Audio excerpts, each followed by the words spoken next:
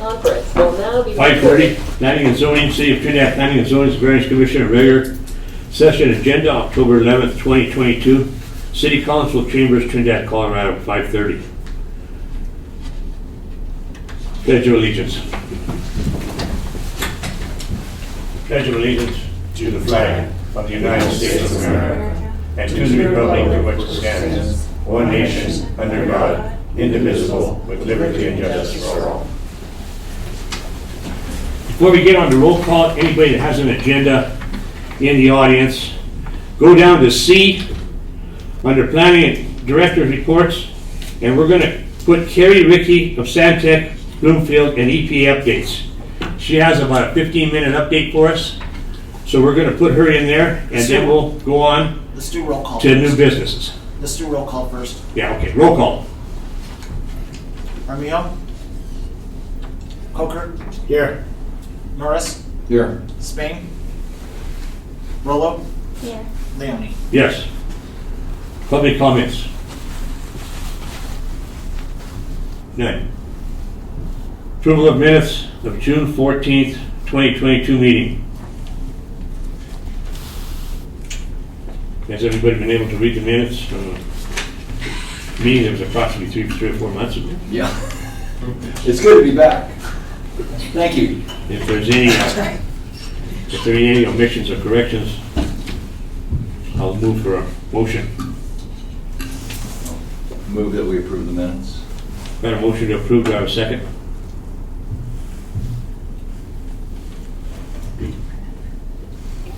I have to abstain, I wasn't at the meeting. Well, then I'll second it. Second by Janelle. Roll call. Norris? Yes. Rollo? Yes. And Leone? Yes. Okay.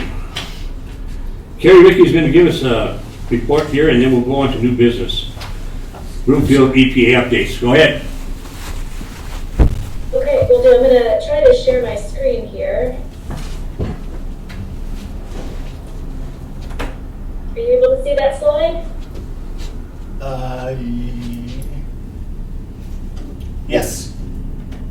Okay, great. So thanks for having me. I'm Carrie Racky with Stantec, and I've been working with the City of Trinidad since 2015 on their series of EPA brownfield grants that they've been awarded. So I wanted to provide you with an update of what's been going on with your most recent set of grants that were just awarded last year. Can you hear? So I'm going to try to be nice and efficient about the... Can you hear me okay? Yes. Okay, sorry, I thought I heard someone. So yeah, just interrupt me if you have a question or anything, but I'll talk briefly about what brownfields are, the background of the brownfield grant program there in Trinidad and what we're working on currently, and next steps as we move forward. So just kind of the basics definition of what a brownfield is. This is what EPA provides as a brownfield definition. So it's property where expansion, redevelopment, or reuse is complicated by the presence or suspected presence of contamination. So in the real world, what does that really look like? Sometimes, people think about things like gas stations and dry cleaners. Those are the common examples of brownfields. When those properties become vacant, they often leave behind contamination in the subsurface, big tanks of fuel or solvents. But it's more broad than that, really. It can be just vacant buildings, underutilized spaces. Here's a picture of some property down in Aguilar. This counts as a brownfield. It's not living up to its best use. There could be asbestos, lead paint. Who knows what kind of businesses operated there in the past. Things that we look for when we're trying to decide if a property kind of meets the definition of a brownfield, like I mentioned, dry cleaners, potentially contaminating past uses, but also just visual signs like a lot of drums hanging around on a site or above ground storage tanks. But these brownfield grants also address just underutilization or utilization that doesn't really fit in the community's plan. So this top image shows just kind of a vacant lot in the middle of a pretty nicely, densely developed neighborhood that could have a business on it, could provide a service to the community, but is just kind of sitting vacant. The bottom picture is kind of a dramatic example, but it's just kind of the idea of, is there an industrial type facility in the middle of sort of a downtown that's changing into more of a commercial and residential area that is, more livable, and this industrial uses might be better suited to a different part of town. So in the 90s, the EPA came up with this program to address these kinds of properties. So since then, every year they have a competition for grant funds, and there's a few different kinds of grants that EPA gives out. Some are for assessment, which is basically just means testing or sampling, and some are for cleanup. So after you've done your assessment, if you find contamination and you need to get rid of it, that's what those grants can be used for. And then there's some that are a combination of those or a few other things, but those are the two main ones, assessment and cleanup. The state of Colorado also has their own brownfields program. They offer technical assistance. They have grant funds available. It's pretty small pots of money relative to the EPA, but they do have that funding available. They also have what's called a brownfield revolving loan fund, so they can make friendly term loans to communities, to private property owners who want to do work to bring brownfields back into productive use. And they also offer remediation tax credits, so cleanup tax credits. The goals of these federal and state brownfield programs are, really varied and wide. So, redeveloping these properties that are in the middle of town but aren't using their space to their fullest potential. It prevents sprawl if you can kind of, encourage development on those sites. Deters crime and dumping and vandalism. Vacant spaces attract some kind of behaviors that aren't ideal. It can help create jobs, improve the tax base, of course, protect public health and the environment, and just generally enhance livability. So these are the things that those grant programs want to see come out of these projects. And so I always like to talk to communities who have these grants about thinking of brownfields it's not a bad word, it's not a negative thing to own a brownfield, because they really are opportunity sites. It's an opportunity to use this funding to get more out of a property, get more value for the property owner and for the community. So they can be used to facilitate property transactions. So when a property owner wants to sell or a developer is interested in purchasing, they oftentimes, if they're using a lender, they're required to do environmental assessments, due diligence. So the grant can help pay for that. And it's just general technical assistance and to help realize what the redevelopment possibilities of a property could be. And just an idea of these are the ideal types of projects that you want to see come out of brownfield grant funding. And we didn't use the EPA grant funding on the Space to Create site, but that's exactly the kind of project that EPA would love to see come out of these programs and these funds. We did use some money from the city's previous grant on the La Puerta site. We did phase 1 and phase 2 site assessments, and I'll describe a little bit more about what that is, but basically just kind of looking into the history of the site, what types of operations were where, and then we went in and did some sampling to see if there's any constraint to the redevelopment plan. And another big goal of these brownfield programs is to leverage additional funding. The amount of money that you get from the EPA is not really all that much, but what they're hoping for is that you start the process with the EPA grants, and then it leverages private investment and additional public investment. And they have this stat that every dollar invested from the EPA brownfield grant program leverages about $18 of additional investment. Can make a big difference. So your own City of Trinidad program, when did that start? That started in 2015. I started working when Tara Marshall was at the city before Georgie Clark arrived. So got that program kicked off with Tara back in 2015. You were awarded a $500,000 EPA brownfield grant, and that was all for assessment. So no cleanup included in that, but all for taking samples and doing sort of revitalization planning. And you got that as a coalition with the town of Aguilar and Las Animas County. So the funds can be used throughout the county. We did kind of focus in on Trinidad as the main hub of where the money would be spent, but it's able to be used throughout the county. And just an overview of what the grant funds can be used for, as I mentioned, Phase 1 environmental site assessments, which are essentially a desktop study into past uses of a property to see if there might have been contaminating uses there. And then if we find something that indicates potential contamination, you can move on to a Phase 2, which is where you collect the samples and do analysis and compare results to state standards. You can also use them for building material surveys, so asbestos and lead paint, which is something we've done a lot of in Trinidad because of all the amazing historic buildings that you have there. Getting those back into productive use, you have to kind of deal with those hazardous materials that are in the buildings. And a big bonus to these grants is you can also use them for planning. And this is a really broad category of activities that you can do with this funding. Anything from, a conceptual design for a site where the buildings are going to go, how the traffic is going to flow. You can do economic analyses to see kind of what industries are needed, what services are needed in the community, what people are leaving Trinidad to do elsewhere. And it really kind of helps refine what could go on these vacant and underutilized properties. So that's one to keep in mind. It's very broad, so any kind of planning need that you might have, we can talk about how to fit that in to the brownfield grant goals and get it paid for using this funding.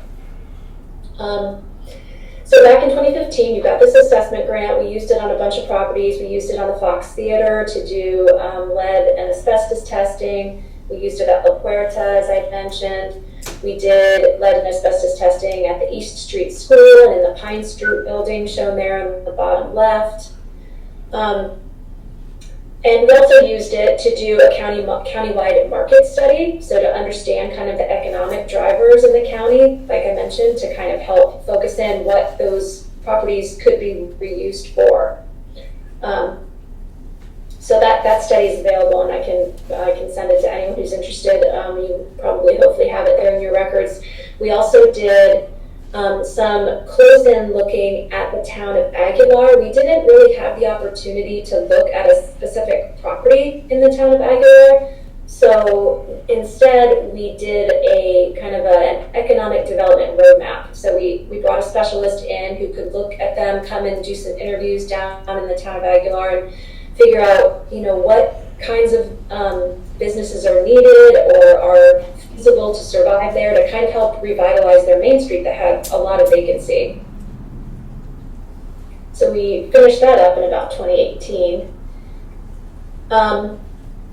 So then in 2020, so by the end of like 2019, early 2020, you had used up all of that first round of grant funding. And the city decided to apply for another round because you basically developed a waiting list of really promising properties during the first round. So I worked with Georgie at that point, and we put together 2 more grant applications, one for a kind of an infusion of the funding that you had the first time. I submitted an application for another assessment grant. And we also submitted an application for a cleanup grant for Fox West Theater to abate, to safely get rid of all the lead and asbestos in the theater. That assessment grant application was $600,000, and that was the maximum amount they allowed at that time.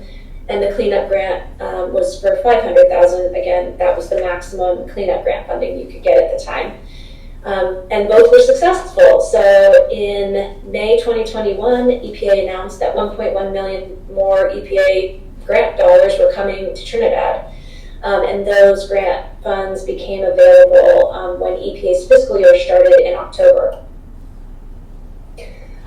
So we've really completed the bulk of the work at the Fox Theater already. We were able to get an additional $108,000 from the Department of Public Health and Environment's brownfield program to supplement the EPA cleanup. And at that time, you needed to have a community match, a city match for the EPA grant.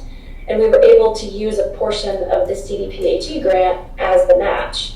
So that was really helpful. That was a 5-year grant, and most of the work is done. There are a couple of historic backdrops and curtains that actually, some of them were kind of affected by the pigeon infestation that happened in the building, that always happens in vacant buildings. And so we were able to use the cleanup grant to do some restoration on that curtain that had been affected by all the pigeon waste.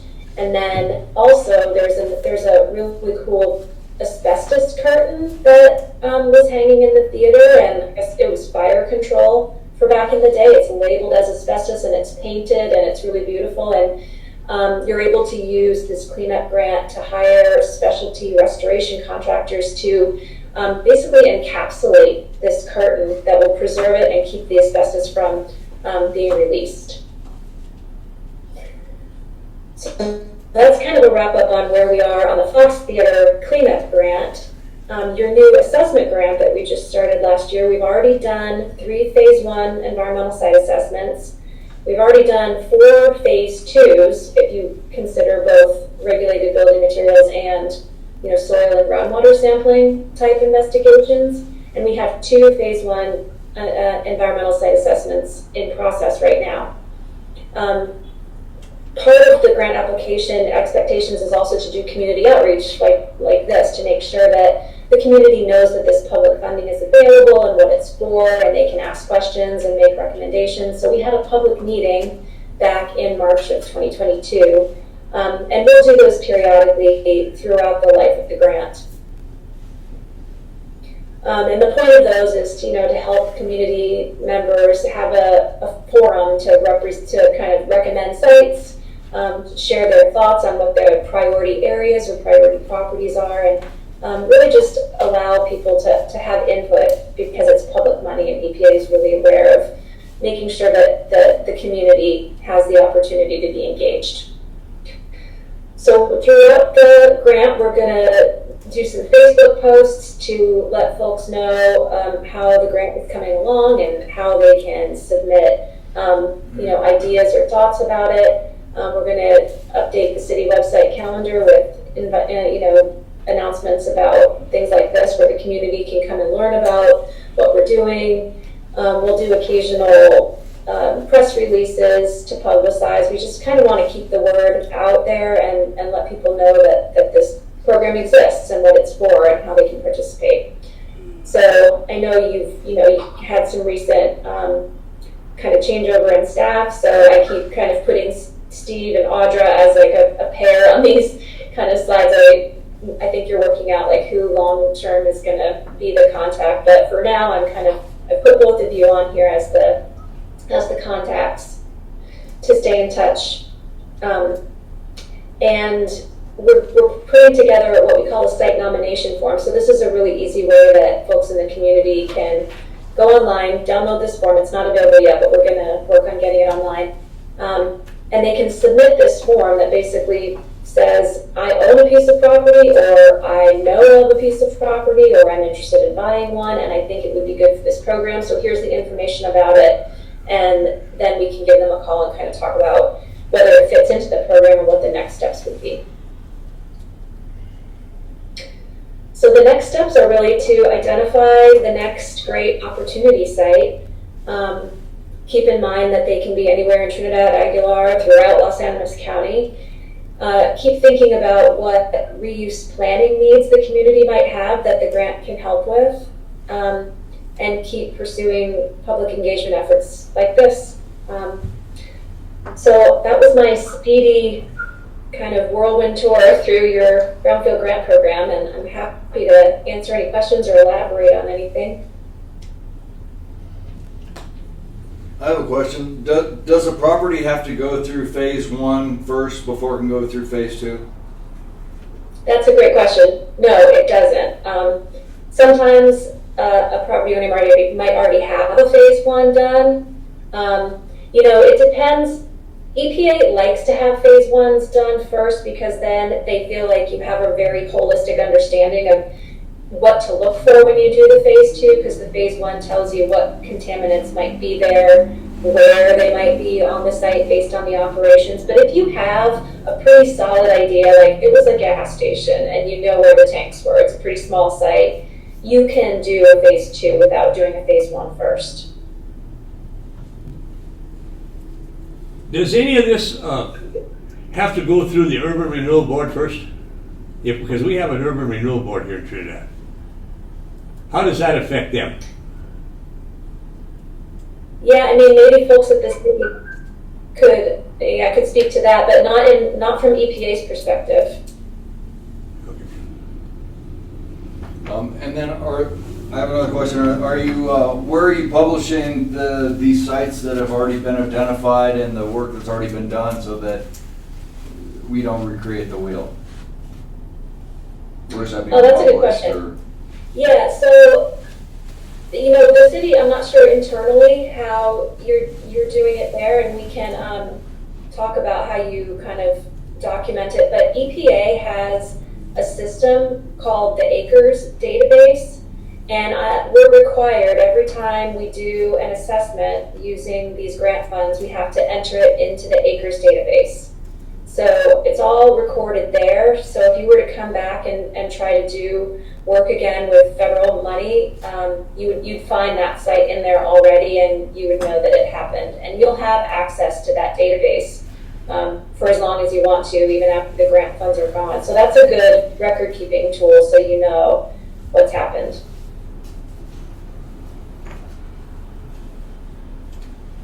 And who in the city has access to that, this database? Yeah, at this point, I'm sure Chris and Audra do, and Steve probably as well, now that he's on board. Thank you. But yeah, I don't have any questions. I guess you covered it for us. Great. Well, thank you. Yeah, thank you. I'll unshare my screen here. Thank you, Carrie. Thank you. Thank you. Have a good day. See you soon. Bye-bye.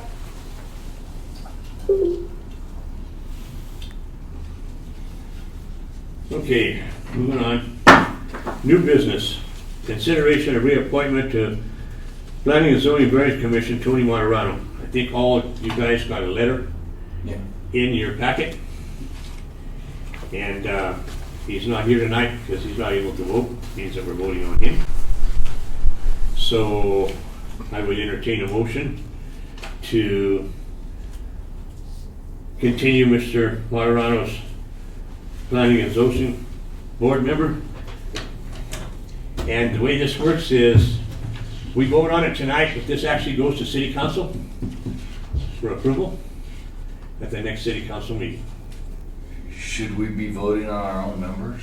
I mean, that doesn't seem like very kosher. You have to vote for reapproval. We vote for pre-approval? Yes. Okay. Okay. Well, I mean, I don't. Because I think was really the only applicant. There's no any other applicants beside him. Well, yeah. Okay, right. Chris, we have to have a motion He's for just that. renewing. Yeah. He's not an applicant. I mean, there will be He has to, additional he has applicants to for a put in an spot. application. Right. to- Yeah, I know, but, right, but there's not. What was that? Do I have to have a motion for this? Yes. Yes. So do I have a motion to approve Tony Moderano to continue his position on the Planning, Zoning, and Variance Commission? I'll make a motion to approve. And have a motion to approve, do I have a second? I'll second it. Second, right now, roll call. Coker, Yes. Norris, I'm gonna abstain. I mean, I think the problem, I don't think it's clean that you vote on your own members, so. Rolo, Yes. and Leone. Yes.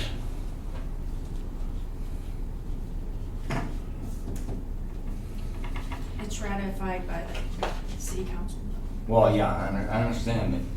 I mean, it goes to the city council. Right? Okay, moving on. Application for modification of CUP 2017 RTMF-06 filed by Terry Sanchez of Herbal Gardens South, located at 3620 Freedom Road. Staff.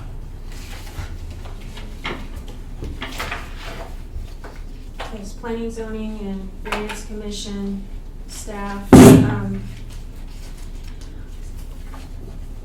I'm sure, some of y'all know Terry Sanchez of Herbal Garden South. You're familiar with him because he brought his cup in 2019 for approval.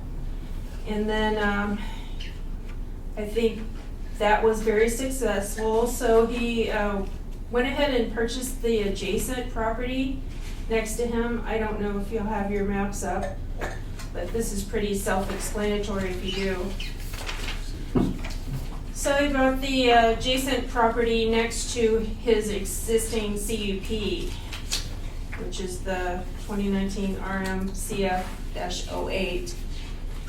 And in April of 2021, he took this before Planning and Zoning for a lot line elimination and combined these two parcels together.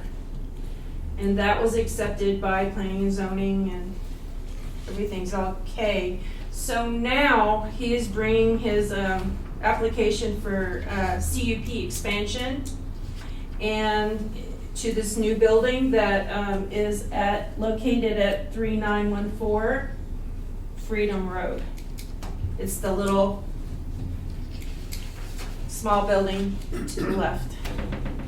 And basically you have his application, and if you would like to have him explain what he's going to do there, I'm going to let him do it because I don't know a lot about marijuana. Sorry. But it's a mother building for a greenhouse for his new crop of marijuana plants.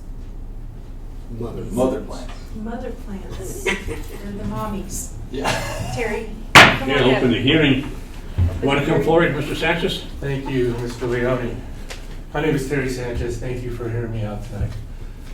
A quick overview. We bought the Walton property next door to us, removed the lot line. The old Walton warehouse is still there. We've done nothing with it to this point. And in my lot line removal application, I said, at some point when we're going to do something with that, I'll come before you again and request permission to do what we'd like to do. So all that we want to do with that building is use it as a mother building for mother plants. And what that entails, for those of you who may or may not know, is mother plants are plants that we keep in a perpetual state of vegetation. At some point, we take clippings from them or clones and root them out and then turn them into plants that we will ultimately harvest. When you're keeping a marijuana plant in a perpetual state of vegetation, there's almost zero smell to it. What we want, so we're going to put racks in there. We're going to put plants in there. We're only going to use T5 LED lighting. We're only going to take clones approximately every 3 to 4 months to outfit the big greenhouse that's out there. So every harvest we'll take clones and root them before we put them out into the greenhouse, obviously. So the only thing we feel we need to do, that building already has 3-phase power. We're going to use standard T5 LED lighting just to keep them going, so to speak, and have enough growth to that so we could take clones in approximately a 3 to 4 month period. So the only thing we feel we need to do to that building, from a modification standpoint, I've included that, is just add airflow. So simple, basic, we're going to move 21,000 square feet of air per minute, I believe, is how that works. Sam, you know better than I. I think that's what I read. Yeah. So we're going to put an intake vent, basically. We're going to put one of those hoods over it to protect it from weather. And then we're going to have an exhaust fan as well. to eliminate any potential of any further, or any, whatever smell might be in that building, that intake will, or the exhaust fan will be covered with a carbon, carbon material. And again, there's really no smell to these things. There's a little, but nothing like what's out Not there like a right flowering now. plant. Not like flowering plants, not like the outdoors that are out there. I mean, we're in the middle of nowhere. So really on the other side of us would be the asphalt plant. Asphalt. And then on the north side of our property, there's no one. Across the street from us is an outdoor grow. Behind us is more outdoor grows. So we're really not going to impact anything above and beyond what we're doing already. We're just gonna add airflow. The building's already heated. That's already has an air conditioning unit in it. We don't think we're gonna need a whole heck of a lot more than that. And if we do, we'll call Sam. What's the driving force for the fan? Meaning, how is it, what's the operation? Is it just on?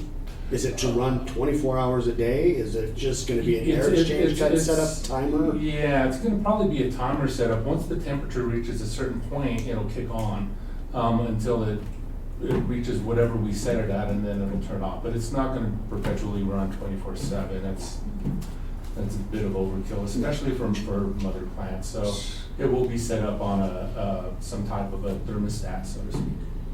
So the purpose of moving all that air is to control the temperature for the plants? Really, that's all it is temperature. And, when you're moving plants around, you're causing little micro tears as well, so it firms up the stalks. But really, 90% of what we're doing is just to control the air. Yeah, air exchange is Air important. exchange, yeah. So that's really it. I mean, we're gonna. Your filter maintenance will have to be like this regular? Yeah, I mean, what we'll do is, I could lay something out for you if you'd like, but I'm thinking we would replace those filters every 3 months or so.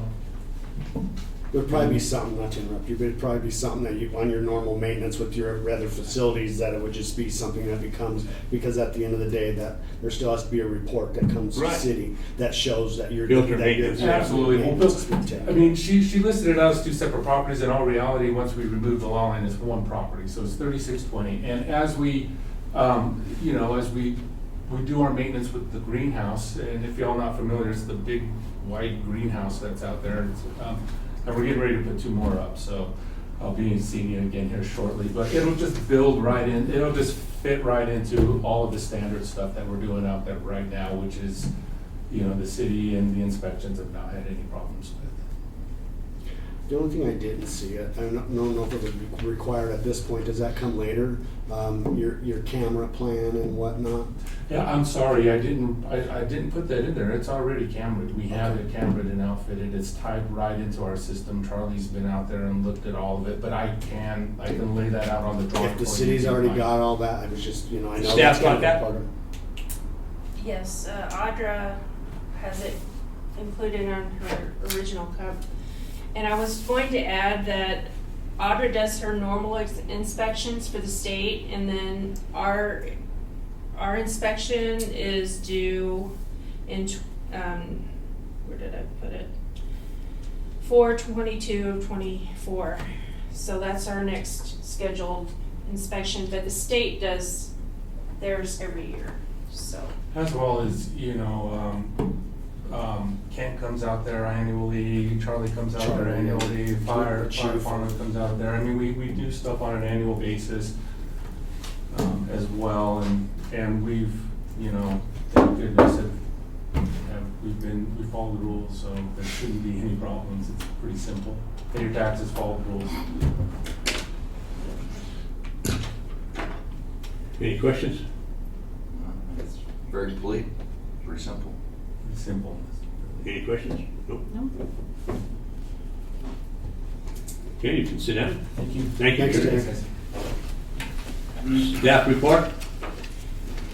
That was my staff report for this CUP. Sorry, it's kind of short, but that concluded everything we had to say about it. Anyone in the audience for or against this particular application? Come forward at this time. Anybody that wants to speak for or against this application may come forward this time. Ron, close the hearing. Okay, gentlemen. Do I have a motion? I think, judging from the past, Terry and the guys have always, done their due diligence to provide, an outstanding report, giving us a lot of information and following the rules. So I make a motion to approve. I have a motion. Do I have a second? I'll second. Second. Roll call. Hooker, Yes. Norris, Yes. Rolo, Yes. and Leone. Yes. Okay, Mr. Terry, thank you. Thank you guys, appreciate it.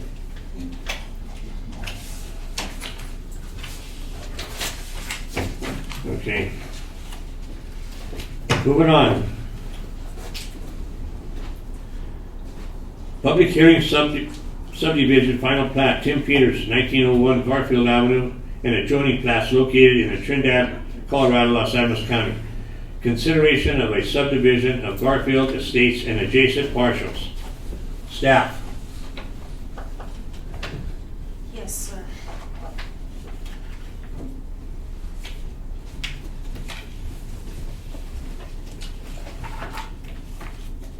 Planning and Zoning and Variance Commission.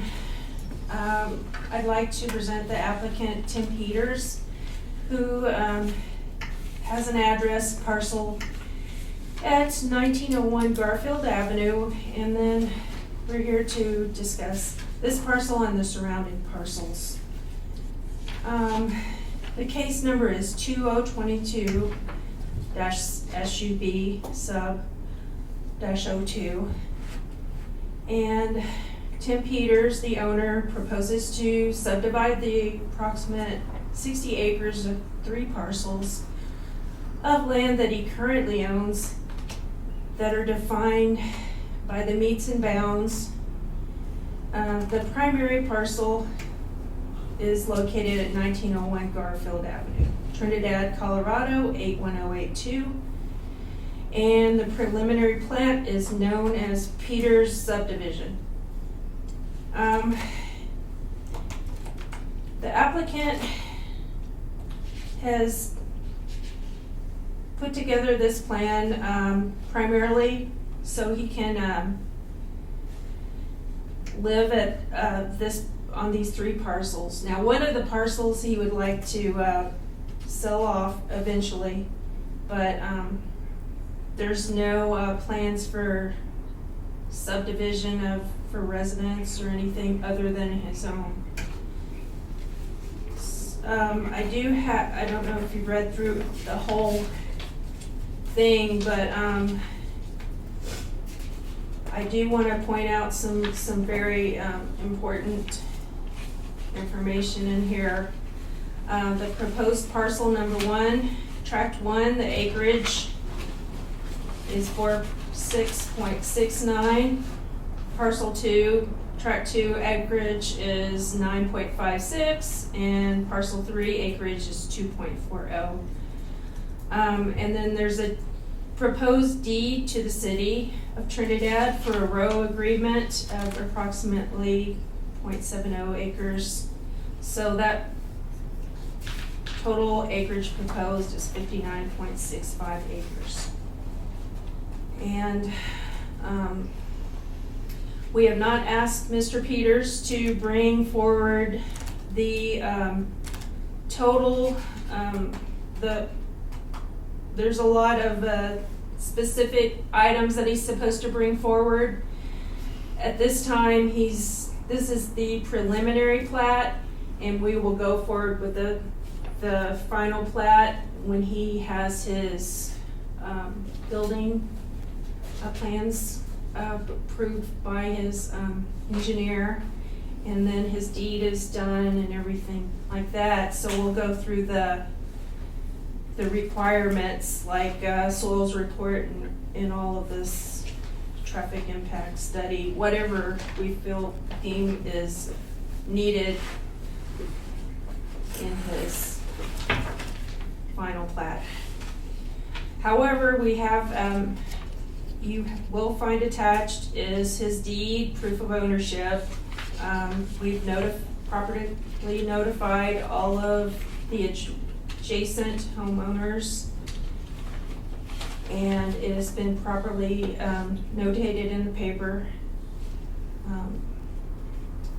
So we've done that, and we've included a road maintenance agreement between the owner, Tim Peters, and Trinidad Fire Department for their proposed route. If there is, in case of any fire, we have that predetermined. There's a master utility plan that was provided by the engineering department. And then the mineral rights, we have not been able to find any word of who expresses those rights.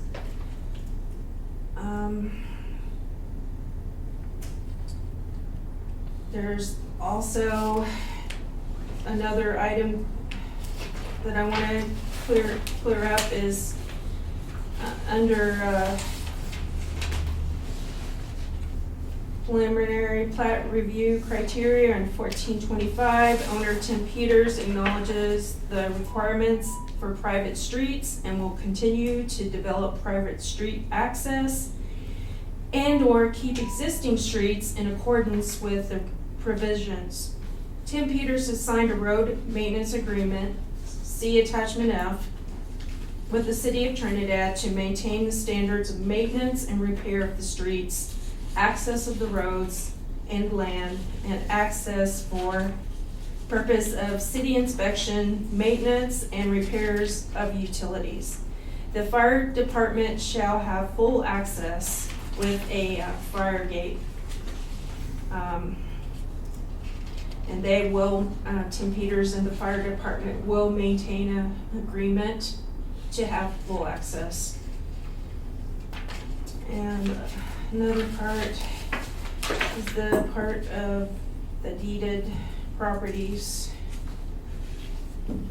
There's under land, public land dedication 14-33, the owner will grant the City of Trinidad a strip of land lying 20 feet west of the power line poles, the entire 15 feet wide easement shown on the 228 partnership subdivision as it's known now, recorded on 7/18 of 2008, book 1078, page 948, as shown in figure 1.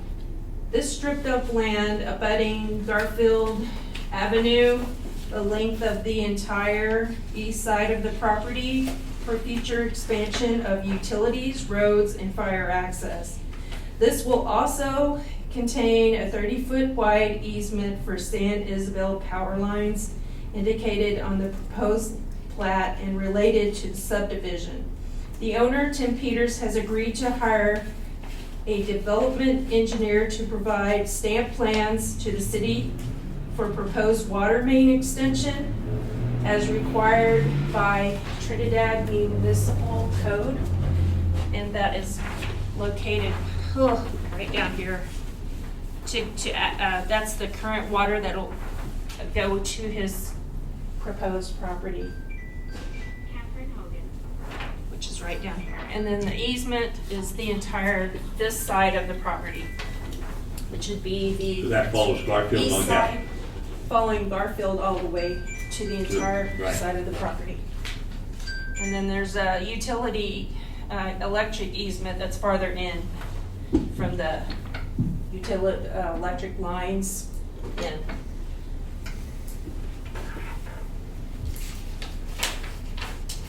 So, Planning and Zoning and Variance Commission action.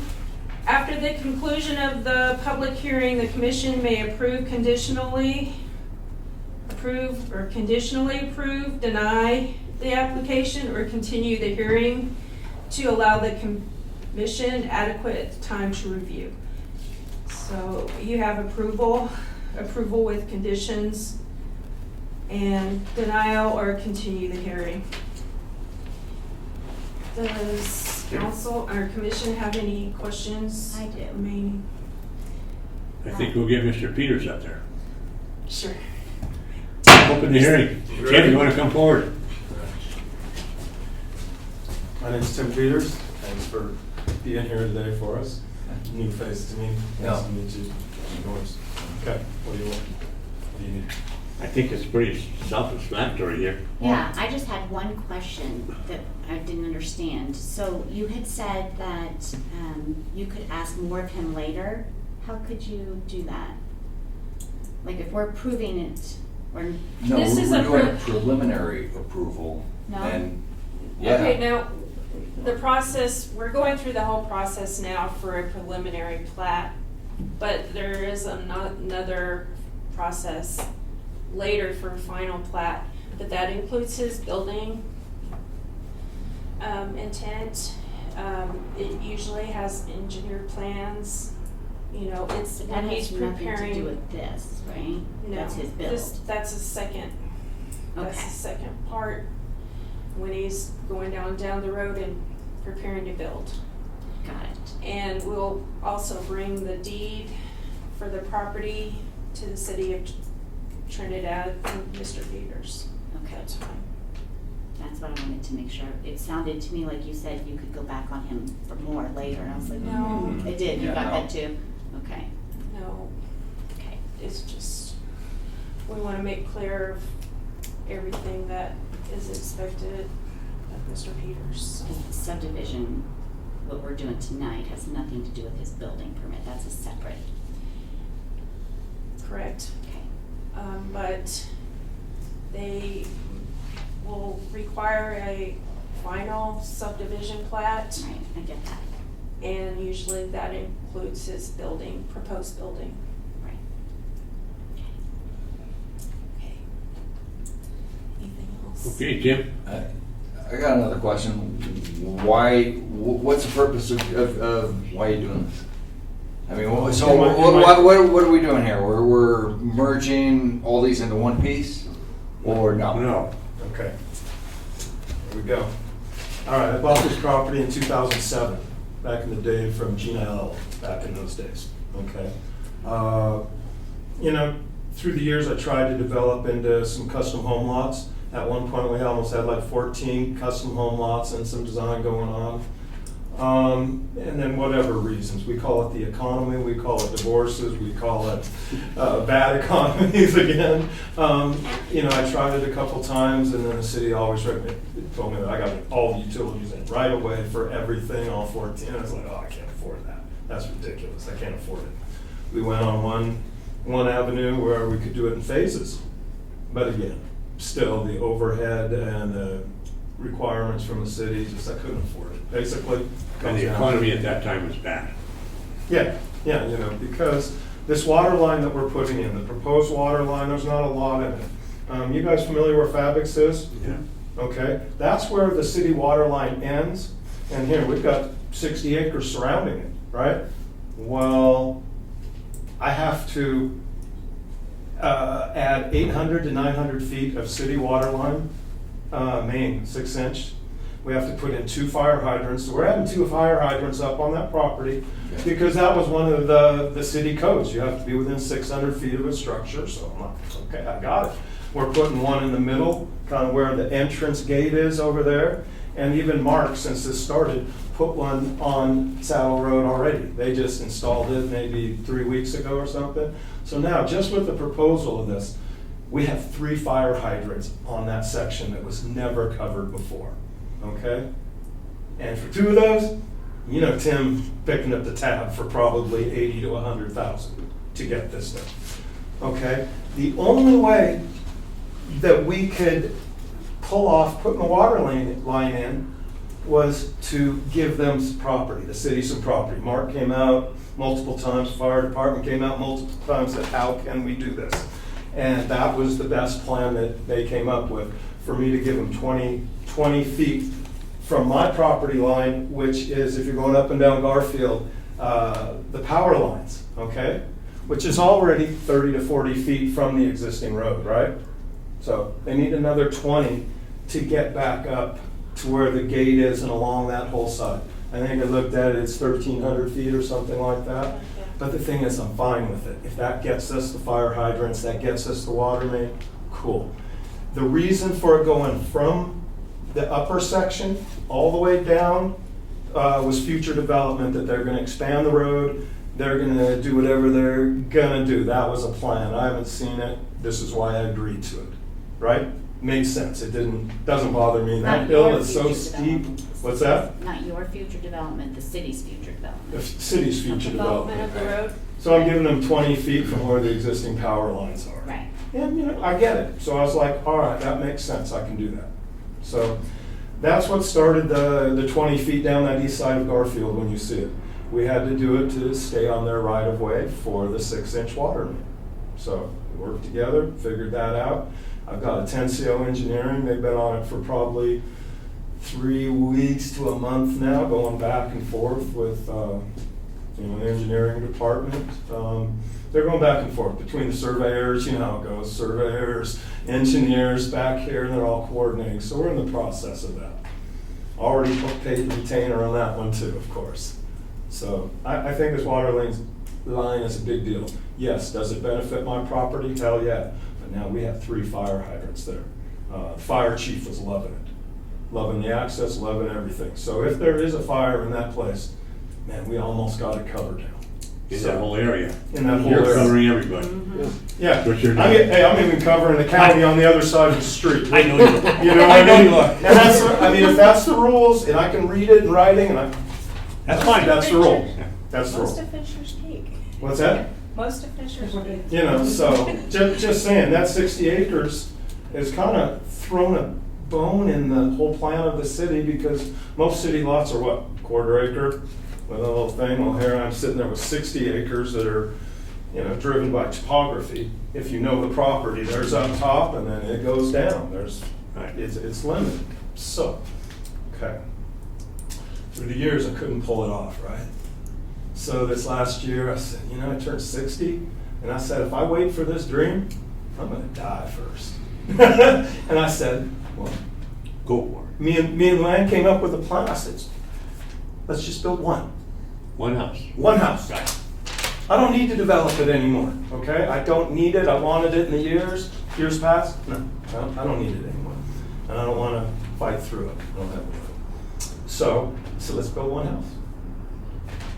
Can't be that hard, right? You know, residential, it's all paid for, all that good stuff. So I went in and I talked to Chris, and Chris has been fabulous. We've been finding things out as we go, whatever. So first I started in April with the zoning. I wasn't sure on the zoning map. If you look at the zoning map, there's an open space thing right through it. But back in 2008, we got a, what do you call it, a variance or whatever on that property, ordinance. So that property was already estate. Residential estate. Residential estate. So I was like, cool. So we started out, I think I gave her a check for $350 or something to rezone, or I forgot, okay? And then We've been she, through a lot. and then she came back and she said, no, we did this in 2008. And I'm like, oh, 2008 was a long time ago, guys, right? So then we looked at this property that they had, you know, a couple parcels in it since I bought it in 2008. You know, they had one big one smaller one, and then the one we annexed from the county back in 2008, the 1.31 that was on there. So I had 3 lots there, okay? And since 2007, been paying the taxes on it. And I was like, hey, I'm just a happy homeowner doing my duty of paying taxes and stuff. So when we came in, and of course, where I want my house is in one side of these imaginary lines, and my shop is on the other side of the imaginary line. So Chris, he says, all right, let's do a lot line elimination. Can you see kind of, and which is the Yeah, so level the of line flat was right spots. here, and the resident here, garage here. I go, you couldn't have picked a better place. Yeah, and at first I went in and said, yeah, you go for it, build it. We're gonna do a lot line elimination. And I'm like, great. I don't know, forgot how much that one was cost. So then she gave me back one check, so I wrote this one. I'm like, cool. All right, we don't care. It's one lot. It's gonna be our house. Okay, so we're going through all the other things that we need to take care of. The water line was a big issue, And we got that. I've got the foundation for my little garage all dug out and ready. And I call up Kent. Kent, come take a look. Can we pour? I got my concrete guy's got a window, right? And this was 2 months ago now. And I didn't hear back from Kent. So I walked. I'm like, Kent, what's up? He's like, oh, dude, we can't pour. I'm like, why? Well, somebody came up with, I don't know who found it, that these were never plotted. They were never plotted. Were they part of the city?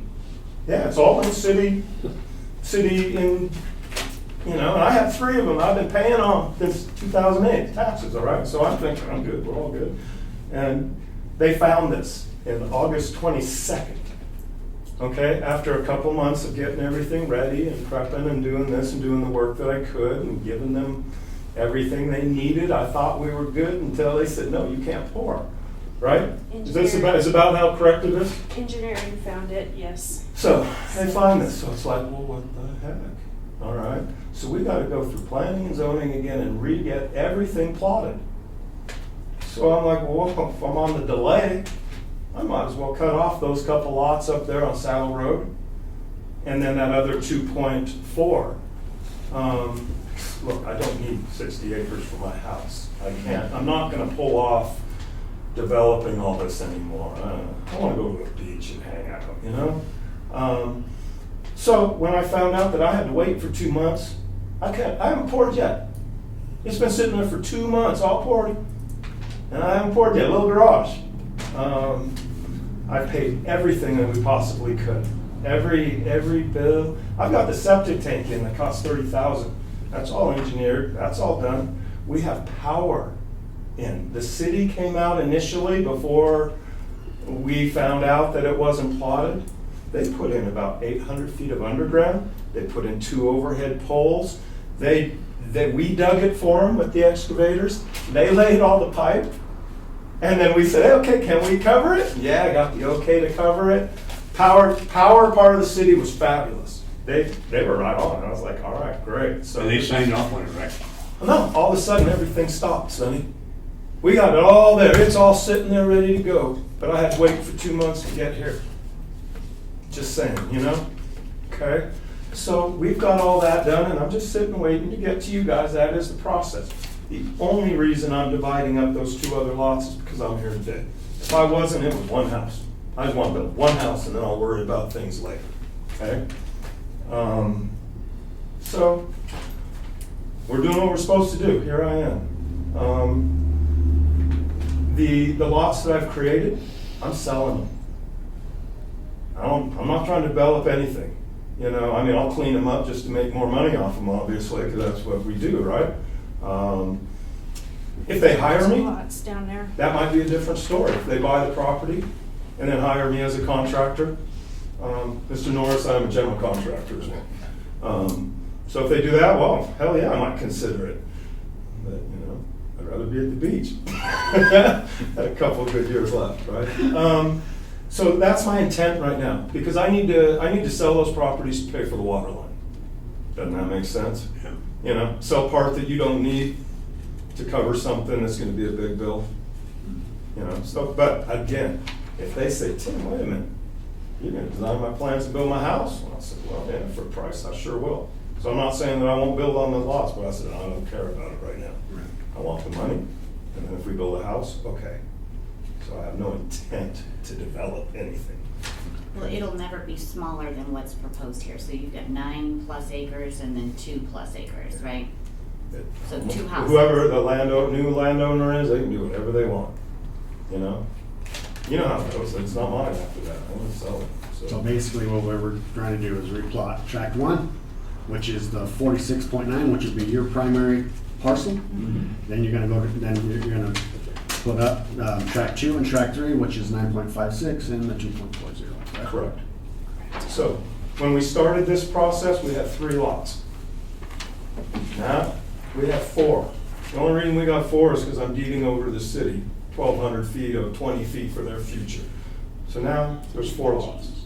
Okay, there's. Is that considered a lot though? Once you take that away, that's considered a lot for the easement for the water? Is that how that works? It's a road right away for utilities. basically, but, you know, we'd like to keep some of that for expansion of Garfield if that happens. But this is a very rocky area. I don't know if you've been through it. So you never know what area we're going to improve. I got you. You know, I was told they had future plans for it, so I was like, okay, that makes sense. It didn't hurt my property too much. So I was like, that's the trade-off, I'm good with it. You know? Something needs to be done with it eventually. That's a rough old road and whatever, you know, needs to be counted. It's steep and narrow. Oh yeah, right there, steep and steep and narrow, narrow. and It is. I don't know if anybody remembers the school was gonna put the new school on top there. And they had originally, Really? way back when, the school district was gonna buy that before you had. really, They were gonna put a school up there. Eckhart School was supposed to go up there and top that hill. When they found out how much it was gonna cost to put the utilities in, and how the buses were gonna have to go in and out, they backed down. not really enough room for a school. Well, they thought it was. Yeah, not quite. The topography stuff. But anyway. Okay, I mean, does that, am I making some things clear of how this process started and everything? Yeah. You see this area right here is owned by the, excuse me, Tim, the city of Trinidad, and there is a street that's proposed right here that never happened, but we'd like to keep, of course, this property in case it does. And then, like I said, the recreation center is expanded in this area up here for the city. All fields are right here, Yeah. you know, for your, Yeah. to know, and then you go up the hill, all right? And where's 1901? Oh, I'm sorry. I had a tape. Can't pick that up. I was trying to. 1901 So is. 1901 is where our house is gonna be. Okay. So, Where's your sign right now that says 1901? It's kind of right up here, there's a gate. Okay. There's a gate and it comes in and my house goes to right here. Okay, Okay. gotcha. So it's these two down I didn't know here. it raised. These two right here are the only ones I'm proposing as new. Okay. Okay? Gotcha. Okay. And is that the power line, the angle? Yes, this is the power line right here. Okay. And this is the new proposed lot after I give them 20 feet the whole way up to here. Okay? Our gate is basically here. We're running the water line to here from back over here. From here on, goes down the hill, the whole property. What's that, 800 to 1,000 feet? I'm just giving them the 20 feet so they can expand in the future. Okay? I don't know if it stops. You got, Just keep. well, shit, where'd you guys go? All right. Sorry. Okay, do you have anything? Did I miss anything? I don't think so. Are you guys clear? Do you I'm have sorry, I any can't see you from Yeah, this. we're clear, you wanna I build one want to look at house. you, you know? You wanna build one house. That's what you wanna do. That's what I want to do. I want to build one house. Right. Okay? And I'm happy to comply with everything I have to.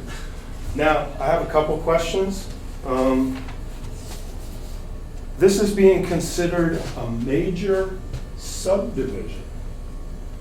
They're calling this a major subdivision. And then I had to pay the extra cost, $3,000, $3,200, whatever it is, right? Because it's over 5 acres. Anything over 5 acres is considered major. Minor is less than 5. That's why that is named like that. Okay, I'm just confused on that. What? A major subdivision, when I was doing 14 separate lots and some city lots and cul-de-sacs, that was a major subdivision. And I couldn't pull it off. So here we are, starting off with one. And now it's a major subdivision. And you know what, for the fees that I'm paying the city, I'm good with that. I can take that. But there's all these things they add on in here for what you guys said right away. That For was my future thing, I concern. said, you guys are gonna okay this, but then for the final, which I don't know when the final comes up, are they gonna require me to private roads, sidewalks, trails, There's something in here that says there's Space, I saw. Yeah, yeah. That's why I said, well, if we approve this, you can't come back on him later, that doesn't sound right to me. Right. If it was a developer, we would require that. Sure, of course. Right. But That's that's exactly what I not- was And that's Yeah. why it's a gray area, when you had that long list of items that he was supposed to provide, and we're like, you can't provide all of this, this is a lot of stuff. A you know, traffic all study this for item. one car, two Yeah. cars? So, One? I have to take this before my city Oh, manager and, Yes. and deem, what makes sense and what does not for one property that's sitting on 50+ acres. Yeah, because that would be awkward to have some type of traffic study plan done for, Right, for a but driveway it to a is house. required by code, so I have to put it in there, just so, any developer that came by, we would definitely require this of them. But no, most of these items will not be required, but I can't say what will and what will not. That's between engineering and the city manager to determine. Well, I can't determine that at this time. I'm kind of in a pickle there, because then he doesn't know in the future what he has to do. Well, I feel like we made it clear that he does need to bring us a deed to the property that he's giving to the city. And he does need to bring us engineered plans for that water line. For the water line. Yes, for just the. And absolutely, and water- everybody's and he's working clear together that, on it yeah. right now. Right, right. Everybody, the city engineering, everybody's working Right. together on that right now. There's no. I don't argument. think there will be any more surprises other than the final plat. I mean, can you Um, tell me off of this list for a major subdivision, which ones you're gonna waive or not right now? Because I'm gonna get in front of what's the next step? City council? And then I'm gonna get a report that says, oh, I need a traffic study, I need sidewalks, I need drainage easements, I need, public land. Because that's in here too. Yeah, but that's Yeah. according to our code, and we have to put that in there, but we're, at this time, we would not require any of this of you. The only thing that I know that would deem necessary would be, our historic protection plan, there's nothing to save. Maybe your drainage plan, it's deemed upon what, my development team deems necessary, and we won't put these requirements on Mr. Peters. So the definition of major subdivision, Is over 5 acres. right? It would be would we make a recommendation to city council to change that for the future? Because to me, and maybe I'm not thinking straight, so if I'm not, tell me, but it seems like it should be the number of lots, not Not the acreage. size. Yeah. That seems like an because- undue burden on someone Right. like Tim. And that's why we honed this down considerably Yeah. because of that. Because this isn't a case that you see all the time. Right. You see, over 5 acres, major developments happening. It should be And number. which Mr. Peters was trying to do. Mhm. It's just the economy and all the fees honed it down considerably. Right. So we have to make One house. adjustments. Yeah. To one house. Yeah. Trying to keep it as simple as I could before I die. And we're trying to not be a burden on Okay, so Mr. you Peters. just told these people that you're really not gonna make me do grading plan, master wildfire mitigation. You just said that you're not really I'm not gonna get surprised at city council right there. Oh, no, this would be the final subdivision. Whatever the development team deems necessary, which a lot of these plans will not be necessary because he's building one One house. house. Right. And we're not going to put an undue burden upon Mr. Peters over this one house. Good. Okay. We will require a final subdivision plat at a later time when Mr. Peters is ready, but we're not going to, And what are we No, missing, and- what are we missing with that right now? I mean, is it? your engineered designs and your, the Okay. deeded land. So we've got everything plotted, everybody's seen the plotted Mhm. plans and stuff, and that's where we're working on the water line main extension. So everybody's seen that, so there's no surprises Yeah, there, good. is there? No. Okay. And you've provided everything on the bottom area, the deed, the list of lien holders, proof of taxes paid. He's supplied everything I've asked him for that is required by code that we feel like that would be necessary for a preliminary plat. So, I don't wanna surprise Mr. Peters any more than we have already through this process. Right. Any other questions? I mean, while we're here, because I got you guys here, I've been waiting for 2 months to get here, all right? Good. I just want to go over a couple questions that I had.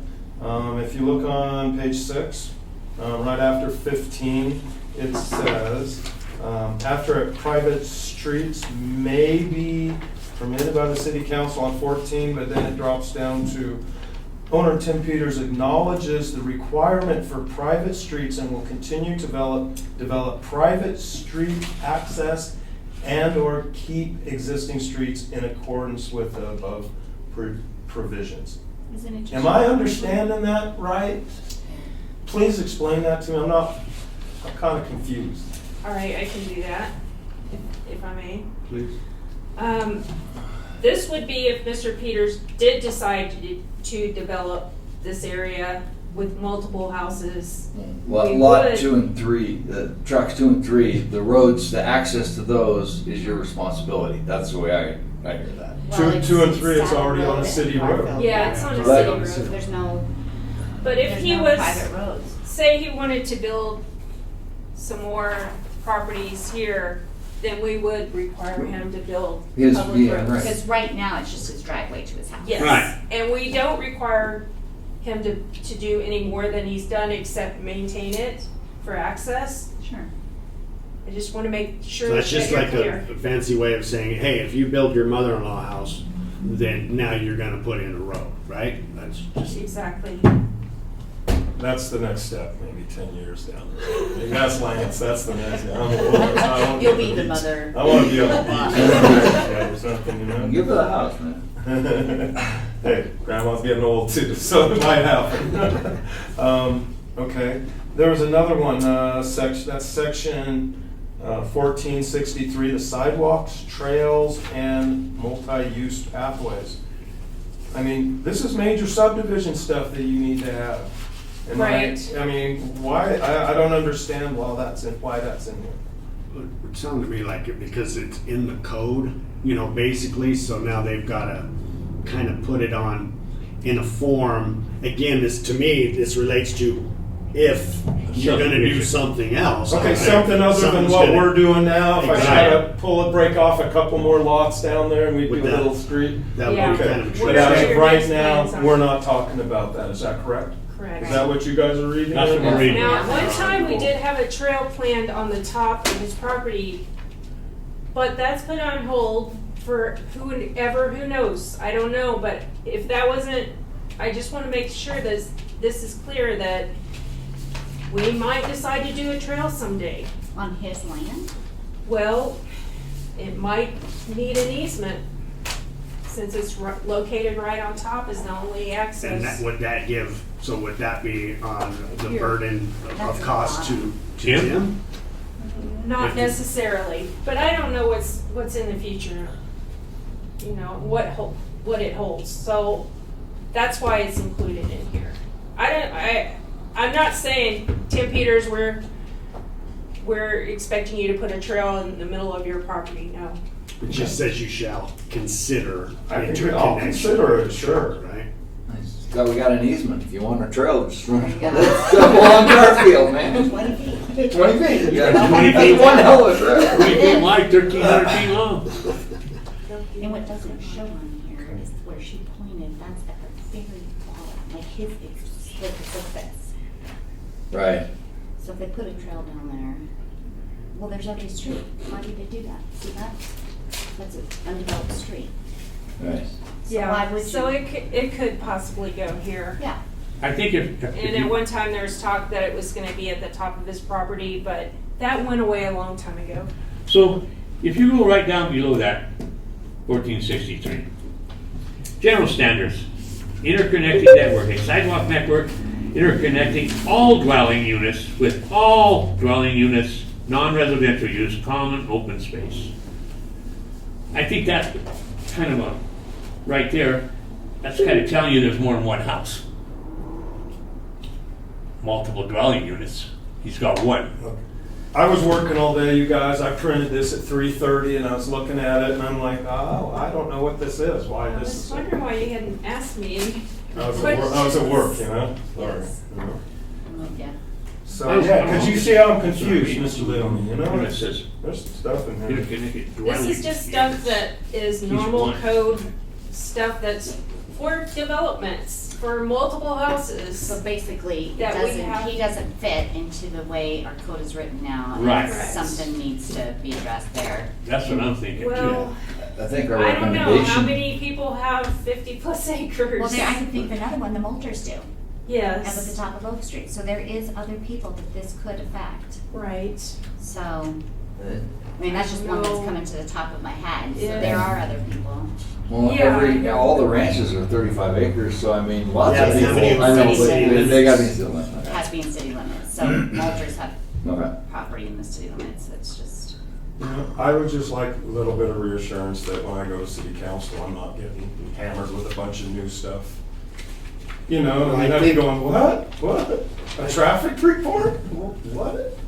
I gotta do sidewalks when I give them 1,300 feet of land? I need to go in there with a solid plan, right? Right now, I'm very nervous that from this point to that point, somebody could just make a Christmas list. And of course, it costs me money. I don't see that happening Okay. because you have the one resident that doesn't require sidewalks, you Okay. know, from one A to B, so. Couldn't we make a recommendation that due to the uniqueness of the property and yada yada, that kind of help define how we're going, because this is a major development, but we've all we all agree that it's not a major development, so Right. so he shouldn't be held responsible for sidewalks or the trail responsibilities or those things. And Yeah. so we approve his preliminary thing with the conditions that try to protect him, and then we send that to council, and that's all that's the best we That's all I can can do. ask for. That's the best I we mean, can do. just so the deal we got right here in front of us, that's the deal. Well, this same report will go to city council. There will be no changes made. Okay. There are no surprises. I mean, I like that, Mr. Norris. But You know, I think that's, county commission can do whatever they please with us. I don't know, that's all I got. You guys understand my concerns and the story and everything.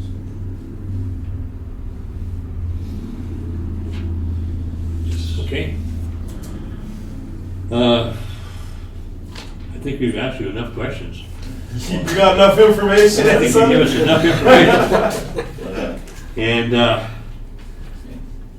I think staff's been up there. Yeah. Staff's taking care of what we have as far as staff, giving us all the information you have. Yes, yes, sir. And it's quite a bit to digest, really. But Mr. Peters has been doing this for quite a while. And I agree that he doesn't want no surprises. I wouldn't want any surprises either. I agree. That's why I sent him the staff report. This is what it is.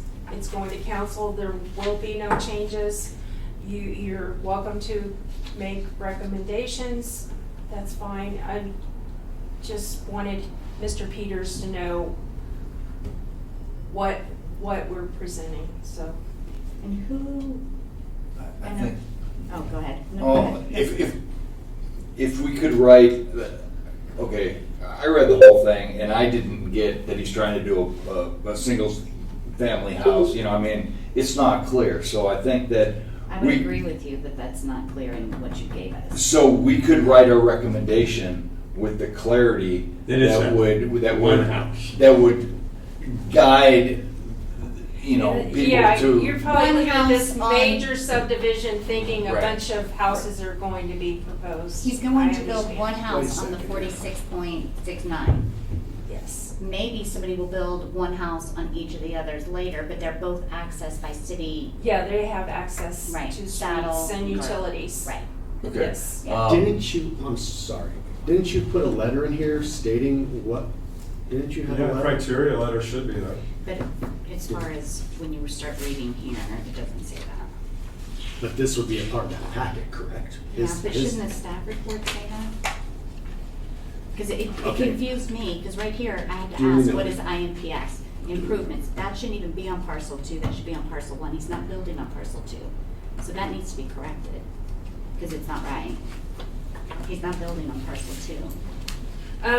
That's just the information that the county provided. I'm sorry, Oh, it just yeah. says that in there. Sometimes I don't even know what they're saying, but Right, I know. But maybe I'll make one change and put one residence and garage. Yeah, I mean, I think that would be, I think trying to that's, get it done before I it's die. fair, it's fair that's that exactly right. when he walks into council, that they understand like, hey, yeah, he's building one house. They need to be directed towards that fact. Right. And that We've one addressed- resident doesn't About six. require sidewalks 6 acres, throughout I the guess whole. it's curled up. It's like 9 acres. Absolutely not. Yeah. We've already decided on what kind of access needs to be provided for fire and utilities. But it sounds like you've had electric, gas, water, Septic. Fire No. chief. like you've had. septic tank, engineered Everybody septic up there. systems, all the permits. Yeah, right. I even paid for the garage permit 2 months ago. I got engineering for the foundation on the garage 2 months ago, and it's just sitting here flooding. Like the other day, it's just flooding. Oh, jeez. That's why I'm happy to be here, guys. Okay. I mean, something simple as, you know, the house is gonna be bigger, and I'm working on the engineering, I'm working on all the, you know, trust counts, that takes time to gather up, and now that we kind of went on hold, I didn't even know they were gonna let me build one house on that property. So, I want to proceed construction before it gets too darn cold. You know, you guys know how it is. So, anyway, I think that's enough. Okay, Do you need me, or should I go Peter, sit you down? can sit down. Shit, can I go get a drink? Sit down. Okay, anyone in the audience for or against this particular item that's come before us tonight? Anybody for or against this item that's come before us tonight? If not, I'll close the hearing. Okay, commissioners. The three things are, Chris read them to us a little while ago. Planning and Zoning and Variance Commission finds that the preliminary subdivision applications substantially meets the primary plat review criteria 1425C-14 recommending approval. The Planning and Zoning Commission finds that the application for the major subdivision substantially meets the prime. I don't think we got that because it ain't a major subdivision. But I'm going to read it anyway. Meets the preliminary plat review criteria 14-25C-14 and recommends approval with conditions. The Planning and Zoning Variance Commission finds that the major subdivision application does not substantially meet the preliminary plat 14.25C-14 recommended denial. And the Planning and Zoning Commission finds that the application has not provided enough information to review the application for a preliminary plat. And recommends continued hearing to provide adequate time to review the application. Okay, gentlemen, it's before you. If we choose the one that has the recommendations, then we can put in an opinion. We can add additional, we can put our spin on it, so to speak. The But I think- As recommendation conditions. that they don't put any undue burdens on him. They don't put any undue burdens on them and specifically call out the sidewalks, and private roadways, and, you know, the only thing, if the guy on track 2 splits his, if they subdivide, they still have to do That's their private baby. roadways That's or their baby. whatever, but I mean, that's. That doesn't have nothing to do with it. But I Right, think, so- correct me if I'm wrong, but if we're gonna put conditions, Right. when we say conditions, Not that's on conditions, him. Recommendations to Right. council to not put any conditions on. So then, how would we go to approval with conditions? Because to me, Not conditions, conditions. okay. Recommendations for city council. But you see what I'm saying? Well, if we do, it says with conditions. When I read that, to me, that says conditions for him. Right. Right? No, we So just- We're we gonna approve make it. an approval with recommendations to city council? Yeah. Is that how? Yeah. Okay. Yeah. I just We wanna make sure approve I'm it clear on completely. Yes, we are wording our conditions in such a way that they are recommendations for council. Yeah. Because that's the only way Can we we do can, that? that's the only way we can do anything for. I mean, Bring that up. okay. I mean, Can we also state that it made really clear somewhere easily so that he doesn't have to go through all this in detail for everybody, that it's one house? Because it doesn't really say, his letter does, but this doesn't, right? Is that something that you can fix it? You're gonna do in there, or is this what's signed, sealed, and delivered, so to speak? She can tweak it a little bit. Yeah, I can put it in the application description, because we can only address one parcel. Right. Yeah. And I've already addressed this Mhm. parcel. Right. Mhm. So I can add an amendment, or Stipulate one amend house. One house Yeah. and garage. the description to put one house and a garage. Sure, I can do that. Well, and because it's one house and. How about, It's a tough one because it's how the code is written that makes the wording, everything that we're seeing here is why the wording is getting put the way in, because of the way the code is read, because it's over this size.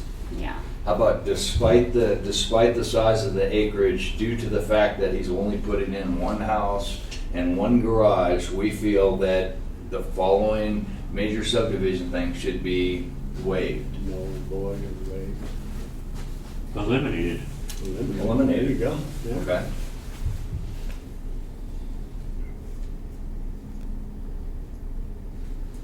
You want the So- wording to be taken out? What's that? No, No. No, No. just that, that's the recommendation to council, that because this doesn't quite fit as a major subdivision, the code's not written properly, right? I mean, something's not Well, right. that's why it was very difficult to put Sure. our So- head around. So who's responsible for fixing this? Michael Yerman, are you on here? Yeah, I was. He's not here, but, There Yeah, he there is. he is. Who's that? I'm starting to see I have a big job ahead of me. yes, you do.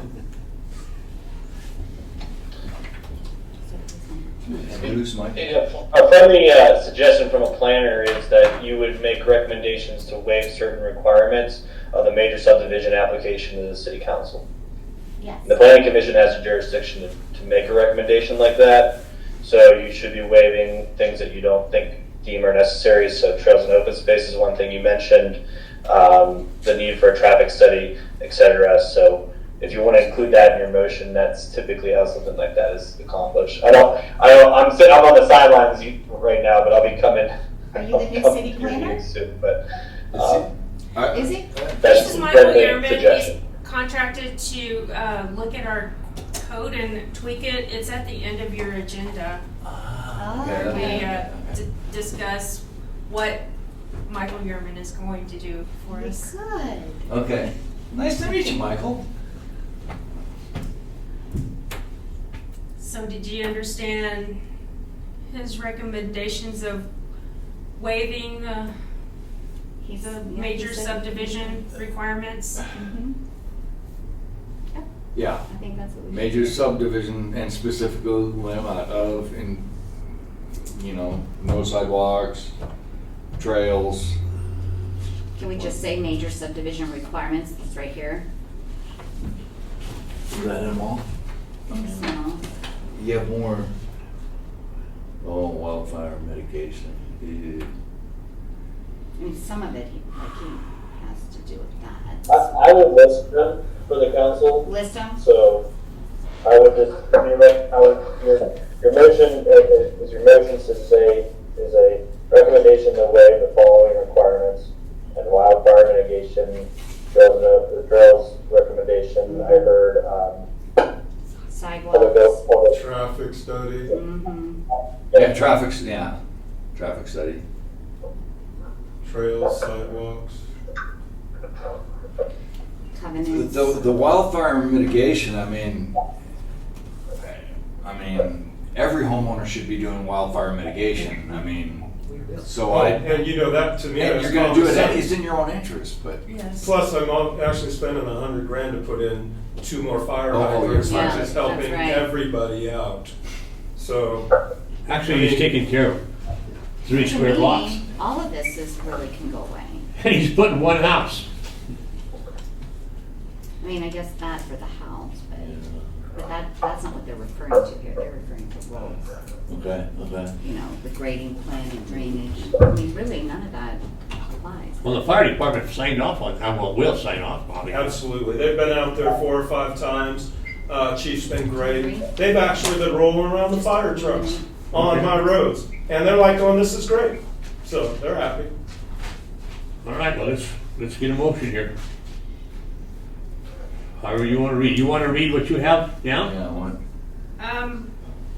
Can I have- Can I show Mr. Leone something first? real Sure. quick? In my mind, all of that can be eliminated for him. Both sections. Just the first one. Okay, well, as long as we have it in Look at there, Make sure I'm right. reading and planning and drainage plans or reports with calculations, that should be eliminated. Master utility plan, revised. Wildfire mitigation plan. Traffic impact study. Geological hazard report, soil reports. A final draft restriction, covenants, and architectural design guidelines. Final construction plans for public improvements. Colorado Historical Society record search. Statement of historical protection plan, and statement of performance guarantee regarding public improvements. That's the ones we're thinking should be eliminated. That's why we didn't require him to do it, and it sounds good. So everything on the first item that was listed, unless, the only thing I have problems with is the fire mitigation plan. I really think that we should consult the chief on that.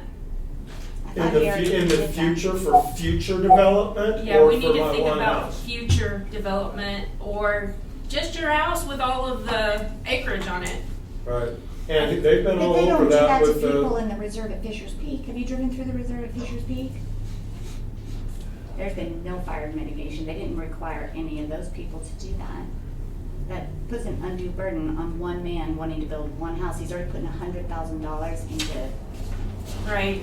I don't know the expense of that. that's a lot of So, money. okay. Um, Then I'm fine with everything listed. That's a plan, that's a plan to address how they're gonna do clearing, it's not the actual work, correct? Yeah, I think it's just a plan in action that you'll do It's just a plan. clean up to, dead trees and such. I should have gone to the fire meeting, but yeah. Did the chief require anything? Like- no, the chief was very happy to have this new area of town protected by fire We can hydrants. make our motion. That's what I thought too. He Yeah, was and thrilled. that might be his Motion plan. With that recommendation. However you want to. And just to clarify one quick thing, because I think you guys are getting hung up on this. When you make a motion like this to recommend waivers to the city council, you can only do it for the active application in front of you. So if someone else comes in and wants to further subdivide those additional parcels that are being sold off, this motion wouldn't apply for that because it's a separate application. Right. Right. So I don't think you have to think beyond this actual application. I think we should make a motion to approve with the subdivisions, the Elimination. eliminations that Mr. Leone read off to you. Yes. Basically, there was no fire hydrants there, now there's 3. I mean, there's plenty of fire protection there. Correct. And if the chief's fine with that, I'm fine with that. I think the board is. I'm talking for myself, but we could, I'm good with that. I think we're all good with that. Chris? All right. So, city council.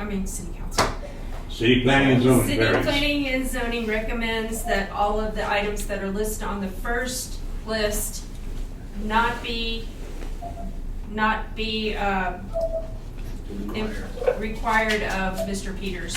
Right, for a one house, for a one dwelling Because he's house. doing one house, one And dwelling. one Or garage. one dwelling house. I would like to, I don't know, are you gonna present this to city council, Chris? If necessary, yes. I think we should be there. Because I think they gotta understand between a major subdivision and what he's doing. Yes. I don't want them to get the wrong idea. And they're gonna ask why we eliminated that. And Well, I And think that's we why ought- I listed all of those items. I think we ought to Just say to let that- you know that we did not hold Mr. Peters to these items that are listed in Okay, the that's code. good enough. Because we feel that he's building one house and that does not make him a major. Right. I mean, Right. put it in Develop. black and white and. Not Our a- code is written according to acreage, Which just to Right. remind you. Right, right. But we're supposed to figure out the intent. Correct. So do we have to make a motion? Didn't I make the motion? We did. Didn't I make the motion? You Yeah. did. We So somebody made a else motion, we just I have think to I vote. started on this. Now a motion. seconded. it. Yeah, Motion made second. Roll call. Coker, Yes. Norris, yes. Rolo, Yes. Leone. Yes. But did you? Okay, Tim. May I ask one question? Sure.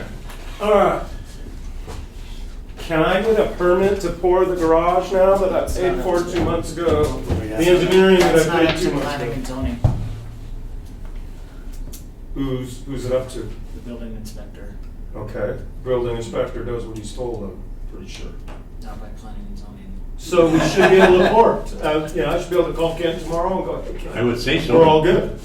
I would say so. Am I correct on that? I would say come in and I talk to don't him. know. Huh? You know how it is, I mean, or it floods again and Let me snows run- on all over it. You've Let got me to- run this by you had the- development team, and I will get you an answer tomorrow. You've got the basically was engineered by an engineer, right? Yes, I don't see why and not. submitted with the applications. Can you take care of that tomorrow, Chris, or Yes, sir. if you want me to come down here, I'll come down here too. No, it should not be a problem. Okay. I'm gonna drive a truck up, No, I will. Why is there a If you cement do truck? say I want it full of concrete I just, coming to my house. I just can't see all the stuff he's went through for one house. I just don't see it, but I think we clarified it tonight for you if we, best we can. All right, that's the best we can do. Thank you, guys. Thank you. We'll see you later. Thank you for your patience. Thank you, guys. Okay, Okay, we have one more item on the agenda. Did you introduce you to our city manager yet? No. We have not. This is our new city manager, Okay, Steve. see, I wanted to come to your meeting. You haven't had one since I became city manager, so, and I'll try to come to as many of these as I can, because obviously the way we are developing here at the city is really important, and you guys play a key role. So you're one of our only boards and commissions, as you know, that actually has decision-making authority. And I was listening to the conversation and everything, and yeah, so I think when it comes to language about major subdivisions and that type of thing and concerns you have with the way our code's drafted, it's absolutely under your purview to make recommendations to the council to look into those things. So we're noting that tonight as something to look into. Michael Yerman, who you've met, he's our contracted, he's working on some specific projects for us and really helping us out at why we're down having a planning manager. We're hoping to get that position advertised again and hopefully find someone qualified to apply and come join us here in Trinidad. But meanwhile, we'll keep moving forward. Chris is great, and appreciate what you do, and reach out to me with any questions. It's nice to be here, and I'm excited to work with you all. we had so much information on this tonight. Yeah, I mean, yeah, and I think Chris did a heck of a job. she did. Yeah. She did, and I think this kind of Michael's going to help us with looking at our land use code in general.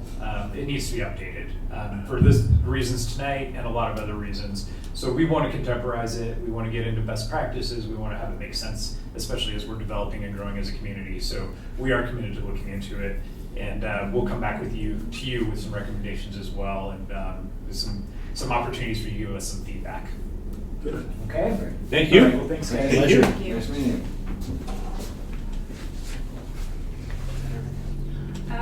So, I yeah. think Michael Yerman's on the agenda to tell what he's going to do coming up.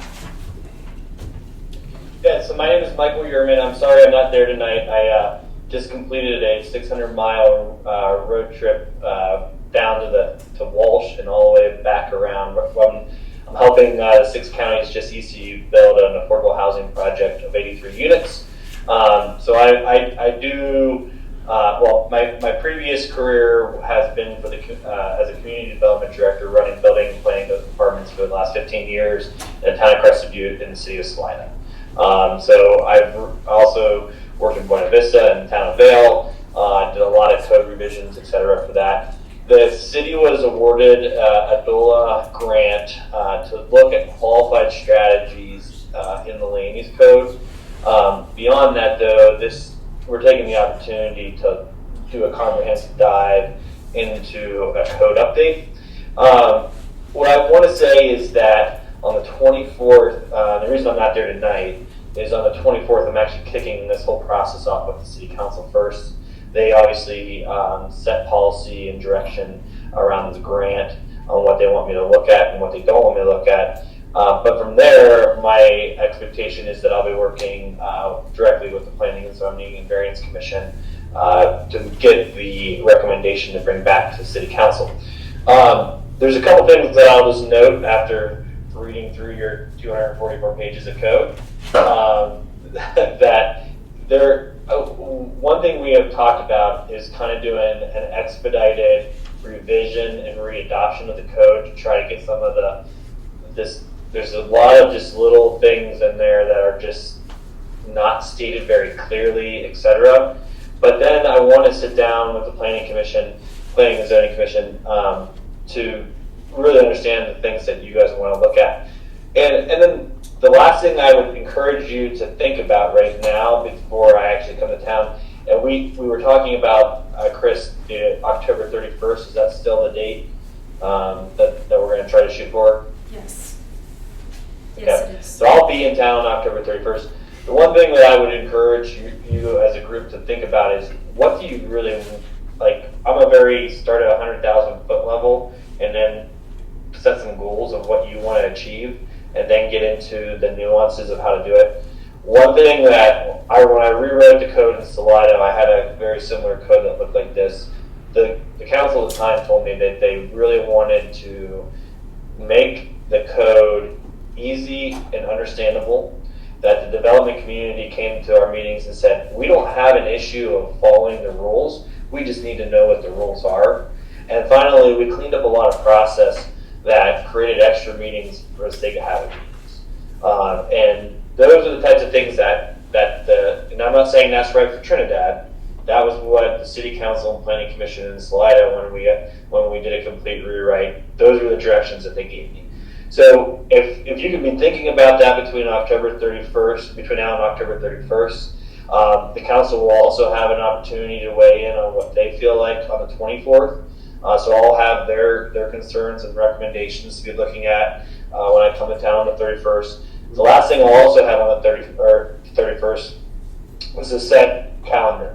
I'd like to try to get this done in 3 to 4 months, and so that's a pretty aggressive timeline. What that does mean is that there might be that 3 to 4 month period might get pushed a little bit to do a quick recodification of the code to clean up. So there might be a month in there right off the bat that if everyone's in agreement that there's some just very minor things that just need to be cleaned up out of the code to make it so that folks can keep moving forward through processes, that might be one thing that we have to do right off the bat. So anyhow, I just wanted to introduce myself. I am working actively now. I am under contract, and you will be seeing a lot more of me, especially after the 31st, because this is being basically the whole, 90% of my contract. I do apologize. I know I've been a little bit delayed getting in front of you, and the only reason for that is that the Housing Now program that the city put out actually had a huge response. We had 9 applications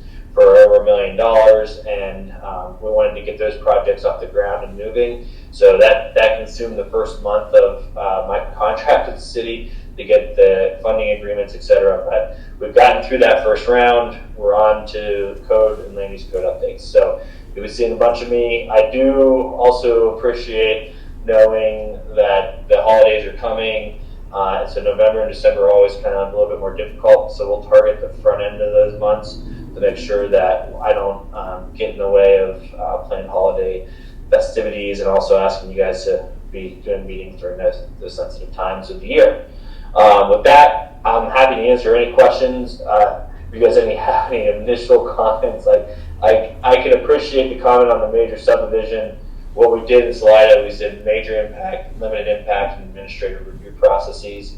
And those are types of things that we can think about. And again, it really comes down to this. I am a firm believer in, I'm a planning professional and I have years of experience in doing this, but I'm not going to dictate to you what your community should do. It is up to the Planning Commission, Planning and Zoning and Variance Commission to tell me, and the City Council to tell me what you want for your community, and I can structure it. I can tell you that Salida had a very development-friendly code, and Crested Butte had the complete opposite. So I've worked under both kind of codes and done stuff that way. So I'm in no way coming in with a preconceived idea of what you should do as a community. I do know that there are some housing pains that are being experienced with the workforce. That is one major goal of ours, is to make sure we can get some of those units built. But beyond that, I'm all ears. Well, I would say there's no question. I think we're sitting up here, there's been quite a few times. There is definitely some wording issues in our code that has created some drama, and maybe, Right. just to lay it out there, And the stuff that you're working on, I'm going to talk for myself, but I like to have that information ahead of time so we can look at it. Should we have extra work sessions during this process? Yep. Like we could have some kind of a session ahead of time. Yeah, I'm gonna come. I'm gonna come on the 31st. When we kick this all off, the 31st is gonna be a schedule. I plan to do a majority of this work in work sessions. Public hearings, we'll notice it. Obviously, work sessions are noticed to the public, but the feedback, that allows you to have a legislative hat on. And when you have your legislative hat on, that gives you a lot more freedom to have discussions about. So you don't have specifics. You're not talking about a specific piece of property. You're talking about the vision for the town. So yes, we would want to do a majority of the discussions and work sessions. When it comes time to actually make any recommendations, those are public hearings. So we'll set that up accordingly to make sure we do that correctly and get it codified correctly. So we'll hit those boxes. But the only other thing I would say is my email is michael@myruralplanner.com. So if you have things off the bat, certainly I'm down there I'm trying to be down there at least once a week now to meet with city staff and get things rocking and rolling. So you'll be seeing a lot more of me. I had a busy first 2 months hitting the ground running with the applications that came through with the Housing Now program, but we're ready to move. I have a question. For the meeting on the 31st, do you have any suggestions of what we could do to prepare for that meeting, or will you be basically talking to us? I'll be honest with you. I have just cracked this. I know the previous planner kind of had some grand ideas about this, and I went through those comments. I have since deleted and started over on this since reading those, because I did not fully with a lot of that. But I think more importantly, I think it's, like I said, I come into this with the idea that if the council and the planning commission could give me some high level direction in it, like I said, on the 31st, and I will preload that with a staff report and some stuff after I talk to the council on the 24th. And like I said, I have just started going through your code, page after page after page. So I've actually only read it. I'm going to be honest. I've only read through it one time so far, and that was the initial skim, just to try to figure out how things were laid out. And your observation on major subdivision today I was like, wow, it's a very cumbersome process. And it makes sense for a 100-unit subdivision, right, where you have public infrastructure and need bonding and et cetera. So it's just a matter of how do we define those different impacts to the city. And again, those are the types of things that I want to know what you want for your community. Crested Butte was development pays its own way plus adding some benefits to the community. And I'm not sure I'm not pushing for that in any way, but Salida was very much, I was impressed upon me on my first day as community development director in Salida that 35% of the town's economy went through my office. And I had to make sure that what I was doing was making sure that our families kept bread on the table. And getting people through the process so that they could, continue to make a living. So I think what I'm hearing is probably a little bit more on that side of things for Trinidad than the other side, which I had Crested Butte. Great. Thanks, Mike. Thank you. Thank you. But we're on it. So I just wanted to come tonight and just let you know I exist. All right. Well, we'll see you around the 31st. All right. Thank you. Do we get to wear costumes? So I was gonna ask you, can work Yes. sessions, can I log in? Anything else on staff? Nope. So, Can I have a motion to adjourn? Yeah. I'll make a motion. second. Done. Hi, Mike. Can work So- sessions Thanks, Michael.